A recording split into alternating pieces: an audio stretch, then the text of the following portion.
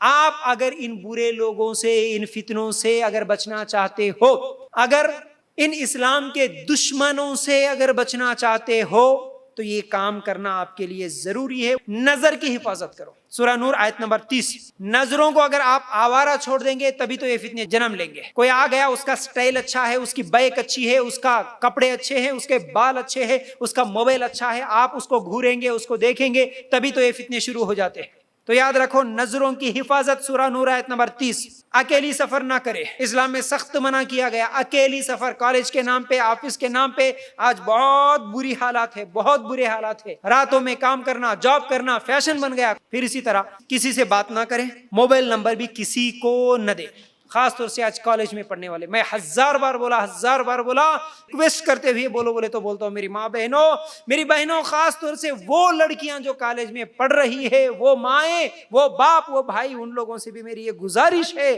کہ اللہ کے واسطے یاد رکھو، ایسی تعلیم جس تعلیم کی وجہ سے تمہاری بہن بیٹیوں کو بے حیا ہونا پڑ رہا، بے پردہ ہونا پڑ رہا ہے، اکیلی سفر کرنا پڑ رہا ہے، اکیلے گروپ ڈسکشنز کے نام سے غیر مسلموں سے، غیر محرموں سے باتیں کرنا پڑ رہا ہے، ایسے تعلیم سے بچو، چھوڑو ایسے تعلیم کو، لات مارو ایسے تعلیم کو، جس تعلیم کی وجہ سے تمہاری عزتیں لوٹ رہی ہیں، جس تعلیم کی وجہ سے تمہارے شرم و حیا ختم ہو رہی۔ اپنی حیا کو بیچ کر تعلیم حاصل مت کرو، اپنی عزت کو بیچ کر تعلیم مت حاصل کرو۔ یہ تعلیم، یہ ڈگری کے بارے میں کل خبر میں بھی نہ سوال ہوگا، نہ قیامت میں سوال ہوگا، یاد رکھو۔ بڑے فخر سے بول رہے، ہاؤ پڑھنا پڑتا، ہاؤ جاب ملنا پڑتا، ہاؤ ہمارے پیروں پہ ہم ٹھہرنا پڑتا، اس کے لیے کیا کرنا؟ بیٹھنا پڑتا بازو میں کسی کے ساتھ، چہرہ کھول کے ہاؤ بیٹھنا پڑتا، بات کرنا پڑتا، ایگزام لکھنا پڑتا۔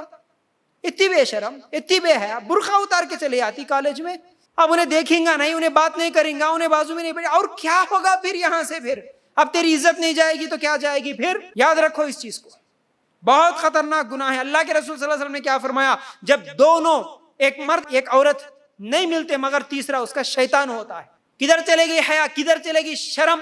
اس عورت کی تو چھوڑو، اس بھائی کی کدھر شرم حیا چلے گئی؟ اس ماں باپ کی شرم حیا کدھر چلے گئی؟ باہر نکلے تو برقع پہنا کے نکالتے، تمہاری بچی وہاں پر کالج میں بیٹھ کے برقع اتار کے گروپ ڈسکشن کے نام سے ایک غیر مسلم سے بیٹھ کے باتیں کر رہی، وہ اس کے بغل میں بیٹھ کے بات کر رہی، چہرہ کھول کے بیٹھی، شرم کدھر چلے گئی؟ سمجھ میں نہیں آتا۔ حیا کدھر چلے گئی پھر؟ سمجھ میں نہیں آتا۔ جاؤ نا، پھر اتنا پسند نہیں ہے، اگر وہی تعلیم تمہارے کو پسند ہے، وہی طریقہ پسند ہے، نام چینج کر لو، پھر اپنا مسلمانیت سے نکل کے کافر بن جاؤ، پھر کلمہ چھوڑ کے چلے جاؤ، پھر ان کے طریقے پہ ہمیشہ کی جہنم میں چلے آؤ۔ تو اسلام کو کیوں بدنام کر رہے ہیں ایسے کام کر کے تم؟ پھر اس کے بعد ایسے واقعات آتے ہیں سوشل میڈیا پہ، پھر بعد میں رونا دھونا، کیا ضرورت ہے یہ سب کرنے کی؟ صحابہ صحابیات کو آئیڈیل مانو، آپ ایمان بچاؤ، اپنی حیا بچاؤ اپنی۔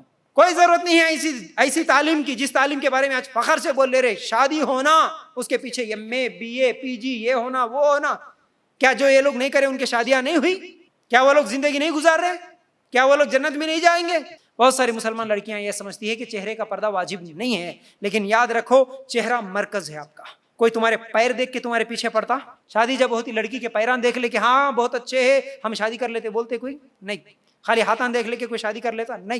جب چہرہ کھلتا ہے، یہ مرکز ہے خوبصورتی کا، یہ کھینچنے والی چیز ہے تمہارے طرف۔ چہرہ کسی غیر مرد کو نہ بتائے، غیر محرم کو نہ بتائے، کوئی بھی کالج ہو، کوئی بھی ڈگری ہو، کوئی بھی بہت بڑا جاب ملنے والا ہو، لاکھوں روپے تمہارے کو آتے ہو، چہرہ کھول کے تم بیٹھ کے آفس میں جاب کر رہے، شرم حیا یہ سب چیزیں ختم کر کے تم پیسے حاصل کرو گے؟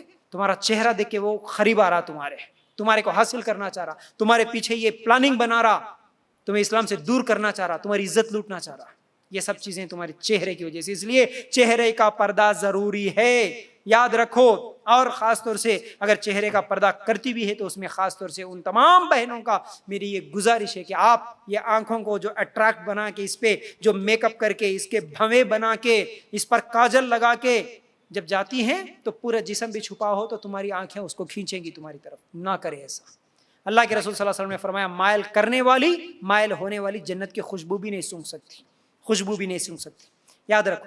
پھر اسی طرح فرینڈز کے ساتھ پارٹی، پارک، آئس کریم، یہ تمام چیزیں کھانے کے لیے، پھرنے کے لیے بول کے نہ جاؤ۔ اگر جانا ہے تو اپنے گھر والوں کے ساتھ جاؤ، جانے کی اجازت ہے، آپ کے بھائی بہنیں، ماں باپ، ان لوگوں کے ساتھ مل کے جاؤ۔ لیکن فرینڈز بول کے آپ گھومنے جائیں گے تو پھر وہیں سے فتنے شروع ہوں گے۔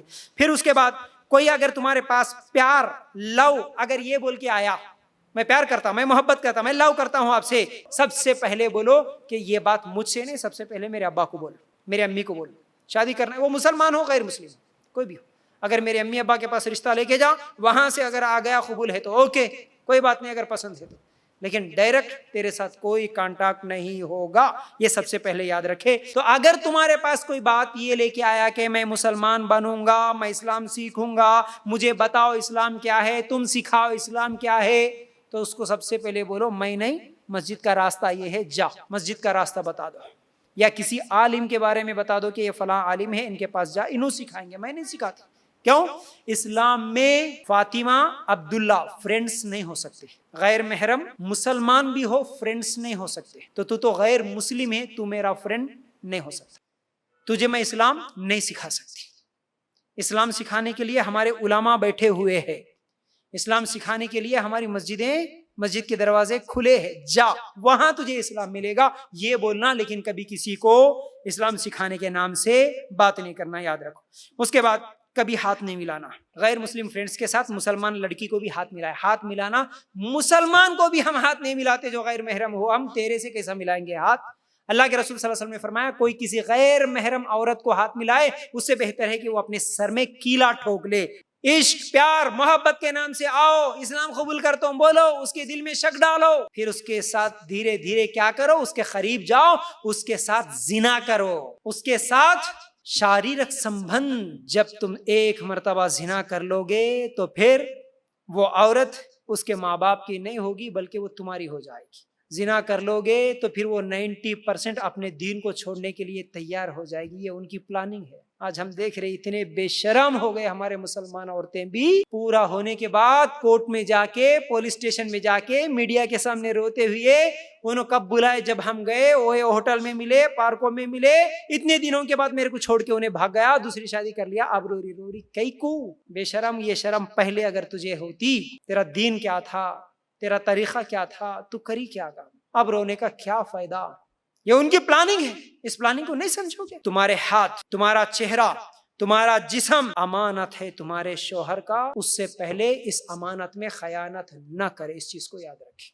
دوسروں کے واقعات کو یاد کرو، جب کبھی بھی اگر کوئی اس طرح تمہارے پاس آتا ہے، کوئی تمہارے کو جال میں پھنسانے کی کوشش کرتا ہے، تو دوسروں کے واقعات یاد کرو. شاید 4-5 دن کا واقعہ ہے، نعیمہ نام کی ایک لڑکی کا بھی اس وقت سوشل میڈیا میں نیوز چل رہا ہے. مارچ 2 تاریخ کو وہ گھر سے بھاگ گئی، اسی طرح کسی غیر مسلم کی باتوں میں آ کے بھاگ گئی گھر سے، ماں باپ سمجھائے نہیں سمجھی. صرف پچھلے مہینے کا واقعہ ہے، 2 تاریخ کو بھاگ گئی، پھر ابھی 4-5 دن نہیں ہوا کہ وہ کنویں میں لاش بن کے نکلی. کم از کم یہ واقعات سن کر تو بھی سمجھو اس بات کو. میری بہنوں، یہ تمہیں جو آج پھنسا رہے ہیں، تمہارے اسلام کو غلط پیش کر کے، تمہارے سے محبت کے دعوے کر کے، تمہارے سامنے ایکشن کر کے، ایک پلاننگ کے تحت تمہیں گھر واپسی کرانے کی بات کر رہے، تمہیں تمہارے ماں باپ سے دور کر رہے، تمہیں تمہارے مذہب سے دور کر رہے، تمہارے رب سے دور کر رہے، تمہارے آخرت کو برباد کر کے، تمہیں یہ لوگ جس دنیا کی طرف جو خواہشات دلا کے، تمہارے کو اس دنیا کی نظریں، اس دنیا کے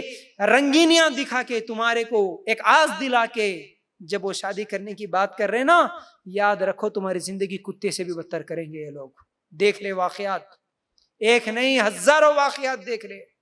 ان لڑکیوں کو لے کے جائیں گے، 8 دن 15 دن رکھیں گے، مہینہ رکھیں گے، جب اس کی ہوس پوری ہوگی، اس کی خواہش پوری ہوگی، زندہ ہوٹلوں میں ناچنے گانے کے لیے بیچ دیں گے یہ لوگ، بیچ رہے بھی یہ لوگ. اس کے علاوہ ان کے پاس عورت کا مقام ہے ہی کیا؟ ناچنے گانے والی کے علاوہ ہے کیا ان کے پاس مقام؟ یہ جینس پہننے، ٹاپ پہننے کی بات کیوں کرتے ہیں؟ آپ دیکھتے نا جتنی ایکٹریسز کو جب تک جوانی ہے، جب تک خوبصورتی ہے، پردے پہ چمکدار ہے، اس کے پیچھے بھاگتے ہیں. جب اس کی جوانی ختم ہو جائے گی، کتنی ایکٹریسز کو دیکھیں گے آج ڈپریشن میں جا کے خودکشی کر کے مر رہی ہے لوگ. کیا ہے ان کے پاس عورت کا مقام سوائے ناچنے گانے والی ایک انٹرٹینمنٹ کی چیز کے علاوہ؟ ہوٹلوں میں بیچ دیں گے، زنا کریں گے، بدکاریاں کریں گے، تمہارے ذریعے سے زنا کرا کے یہ لوگ پیسے کمائیں گے.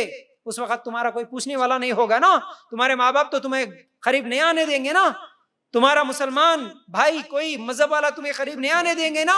تو پھر آخر میں تمہارے پاس یا تو رو رو کے، ظلم سہتے سہتے، مار کھا کھا کے، اس کے شراب کے نشے میں، اس کے پورے ظلم سہتے سہتے، یا تو گھٹ گھٹ کے رو کے زندگی گزارو گے، یا نہیں تو پھر خودکشی کر لے کے مر جاؤ گے. بس اس کے علاوہ تمہارا کوئی راستہ نہیں. دنیا بھی برباد، آخرت بھی برباد ہو جائے گی، ہمیشہ ہمیشہ کی جہنمی بنو گے پھر.